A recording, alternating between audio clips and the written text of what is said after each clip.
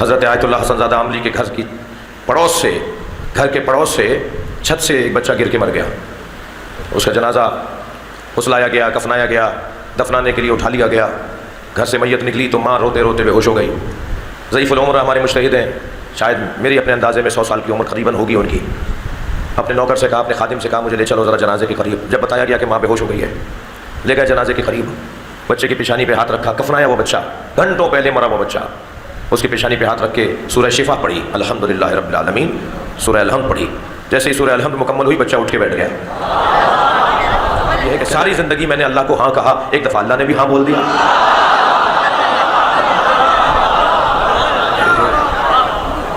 قرآن پکار کر کہہ رہا ہے کل ما بہ الموتى، اس قرآن کے ذریعے مردوں سے باتیں ہو سکتی ہیں.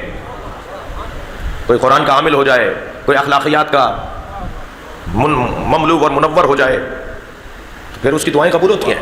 تو ان کے شاگرد ہمارے علم کلام کے استاد رہے ہیں مدرسہ خاتم الانبیاء کے اندر، خاتم النبیین کے اندر قم میں. جی، اور میرا سوال یہ تھا کہ جیسے ابھی صوفیہ پہ بات ہوئی تو یہاں پر ایک جو ہے مجتہد ہے حسن زادہ عاملی، یہ یہاں پہ بہت زیادہ یہ شخص معروف ہے، اور آپ نے آپ کے مولانا کا نام بھی سنا ہوگا، شہنشاہ نقوی.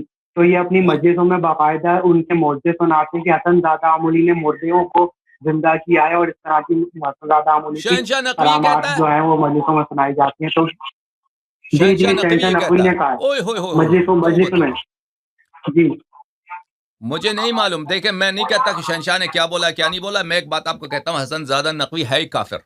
حسن زادہ نقوی جیسا معاف کیجیے، حسن زادہ عاملی جیسا بد علم، بد عقیدہ، اس جیسا مردود کافر میں نہیں جانتا بھائی. اتنا کافر آدمی ہے. ان کا ایک بہت بڑا صوفی تھا، اس کا نام تھا حسن زادہ عاملی. اللہ جانتا اس کی اتنی عزت ہوتی تھی، قوم میں ہم پڑھتے تھے نا، جیسے ایک پیغمبر کی عزت ہوتی ہے اس سے زیادہ اس کی حسن زادہ عاملی کی عزت ہوتی تھی. اب مر گیا وہ. ٹھیک ہے، یہ حسن زادہ عاملی اس کے اپنے کتاب میں، اس کا ایک کتاب ہے فصوص الحکم. اس میں ایک جگہ لکھتا ہے، یہی حسن زادہ عاملی لعنت اللہ علیہ، اس کی کتاب میرے پاس موجود ہے. کہتا ہے کہ ایک مرد جب اپنے عورت سے دخول کر رہا ہوتا ہے تو حقیقت وہ اللہ میں نستجیر باللہ، اس کا الفاظ ہے، اللہ میں وہ کر رہا ہوتا ہے. الهمم في شرح فصوص الحكم بل لحسن زادة العاملي، وهو أحد الصوفية في قم المقدسة. وإن الرجل حسن زادة هذا يقدس في قم كأنه نبي من الأنبياء. بل انظروا ماذا يقول في هذا الكتاب، بل في صفحة 608 يقول: پس شهود الرجل حق تعالى را در مرأة، يعني در حين مواقعة أتم وأكمل است. إن الرجل حينما يشهد حق تعالى في المرأة، يعني حين المواقعة، وأنتم تعلمون ما المعنى المواقع، هو حين الجماع. الرجل حينما ينكح ويجامع زوجته ويباشر زوجته، فمشاهدته لله تبارك وتعالى أتم وأكمل. لماذا؟ لأن الرجل بلی حق را در مرأة در مرأة مشاهده میکنند، لأن الرجل يشاهد الحق تعالى في ذلك المرأة المنكوحة.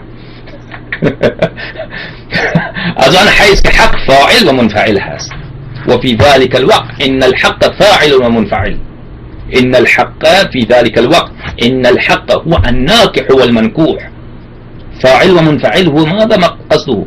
إن الحق عن ذاك فاعل ومنفعل، يعني إن الحق عن ذاك هو الناكح والمنكوح. لأن الرجل هو من هو مظهر من مظاهر الله، الله تجلى في صورته. يا سبحان الله.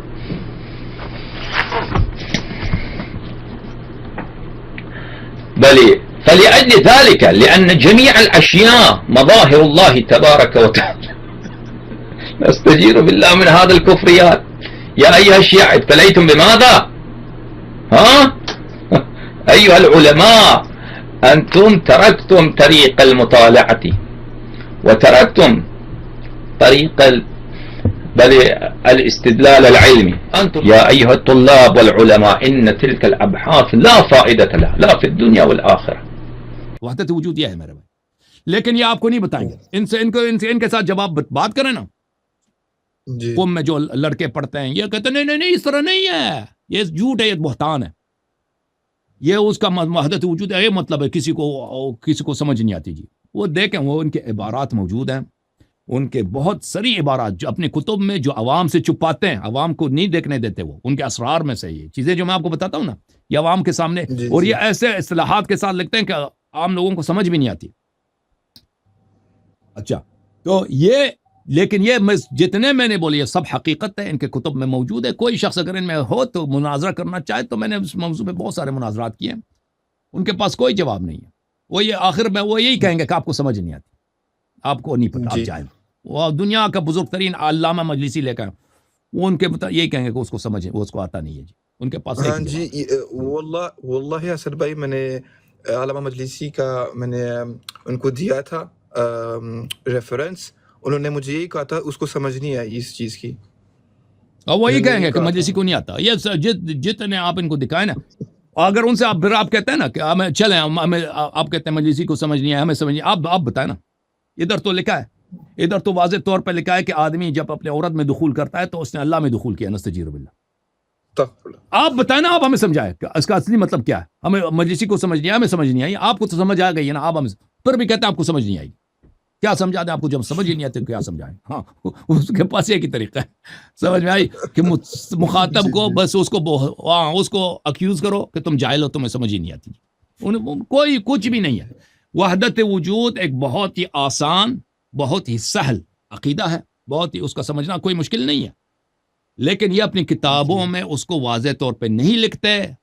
उसकी वजह यह है कि ये बहुत वाज़े अयान कुफ्र है, कुफ्र महज़ है। इसको छुपाते हैं हजार तरह के इस्तिलाहात में, हजार तरह के मुश्किल इस्तिलाहात में, जिनको समझने में सालों साल लगते हैं जी सर। तो इस तरह है। उसने मुर्दे को जिंदा किया, ये सब बकवास कर रहा है। शहनशाह नकवी को कुछ भी नहीं मालूम। अगर वाकई शहनशाह ने ये कहा है तो वो बहुत ही नादान, बहुत ही जाहिल, बहुत ही, अगर वो उसने वाकई कहा है, मैं नहीं जानता, शायद उसने नहीं कहा हो, आप गलत निस्बत दे रहे हैं। लेकिन हसनज़ादा आमली नहायत ही मुनहरिफ और नहायत ही घटिया इंसान है, नहायत ही मुनहरिफ, नहायत घटिया। और क्या अर्ज करूं उससे, यानी जितनी भी आप उससे बरात का इजहार करें उससे कम है, बिल्कुल मुनहरिफ। उसकी किताबों में देखें बकवासियात बहुत है उसके मुतालिक, उसको मार भी लगी थी। अब तो पागल हो चुका है हसनज़ादा आमली, अब तो बिल्कुल बुढ़ापे की वजह से वो बिल्कुल वो छुपा हुआ है, चाप पागल। उसको कुछ अर्सा पहले तालिब इल्मों ने खुद में जो मौलाई तालिब इल्म ने उसको कुत्ते की तरह मारा था कुछ साल पहले,